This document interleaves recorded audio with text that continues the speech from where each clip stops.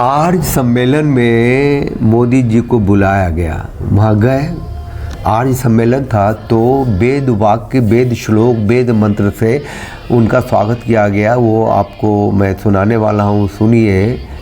मोदी जी चाहें न चाहें सनातन तंत्र का संवर्धन होने लगा है। सं समिद्युवते वृषन्नग्ने